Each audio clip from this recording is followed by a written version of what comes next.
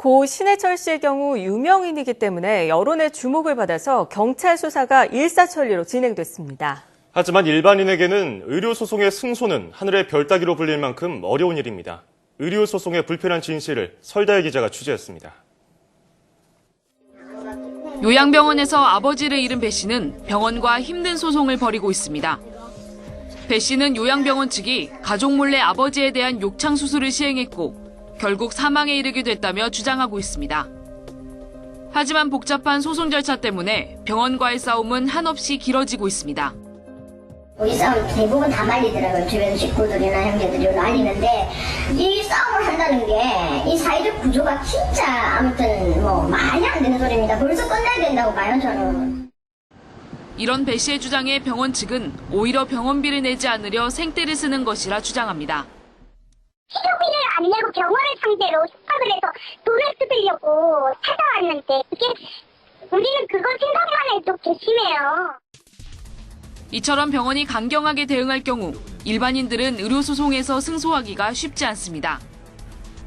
의료인에게 유리하게 돼 있는 현행법 때문입니다. 민법 제750조에 의하면 의료사고가 발생할 경우 의료진의 과실을 환자가 입증해야 합니다. 하지만 전문 지식으로 무장한 의료진의 과실을 일반인이 입증한다는 건 사실상 불가능합니다. 피해 환자의 의료소송 승소율이 1%에 불과한 이유입니다. 이런 현실을 개선하기 위해 정부는 지난 2012년 의료분쟁조정중재원을 설립했습니다.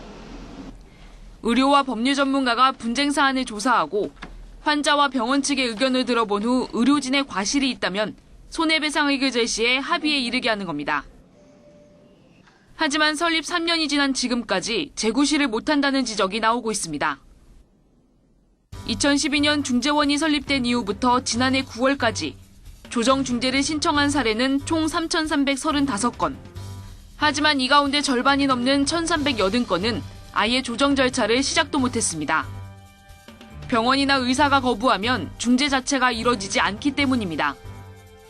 우리 제도만 아주 특별하게 한쪽이 조정 신청을 해도 상대방이 응하지 않으면 안 가는 그런 제도를 만들었어요. 저도 지금 와서 봤을 때는 그 부분을 한번 좀 제고할 필요가 있지 않나. 그래서 입법적인 절차도 한번 다시 밟아보고.